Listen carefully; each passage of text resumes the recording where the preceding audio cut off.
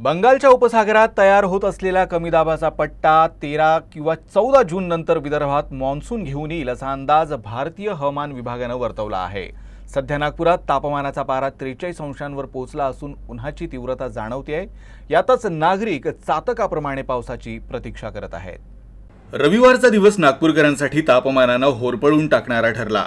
तापमान तब्बल 3.5 अंशांनी वाढून थेट 43 अंशांवर पोहोचलं। मे महिन्यात ढगाळ वातावरण आणि तुरळक पावसामुळे तापमान सरासरीपेक्षा 4 ते 5 अंशांनी कमी होतं। मात्र जूनमध्ये उष्णता वाढली। अख्खा मे महिना तापमानानं सौम्य राहिला। त्यात अवकाळी पावसानं वातावरण आल्हाददायक केलं। मान्सून वेळेआधी दाखल होण्याच्या आशेनं मन सुखावलं। मात्र या आशेवर पाणी फेरलं गेलं। जूनच्या पहिल्याच आठवड्यात सूर्यदेवानं आपलं रौद्र रूप दाखवलं। ढगान आडून डोकावणाऱ्या सूर्यानं अक्षरशः घाम काढला। उकाड्यामुळे नागरिक हैराण झाले। विदर्भात अवकाळी पावसाची हजेरी लागली। मात्र गेल्या काही दिवसांपासून उष्णतेची लाट आहे आणि नागरिक पावसाची प्रतीक्षा करत आहेत।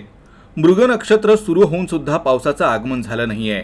हवामान विभागाच्या अंदाजानुसार रविवारी दुपारी उपराजधानीत काही मिनिटं पावसाच्या हलक्या सरी कोसळल्या। थोडासा थंडावा वाटला, मात्र पुन्हा उकाडा वाढला। पुढील 3 ते 4 दिवस तुरळक पावसासह तापमान असंच राहण्याची शक्यता आहे।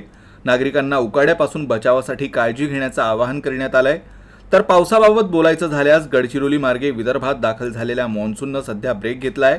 13 जूनपासून पुन्हा मान्सून सक्रिय होऊन मध्यम पावसाची शक्यता वर्तवण्यात आली आहे।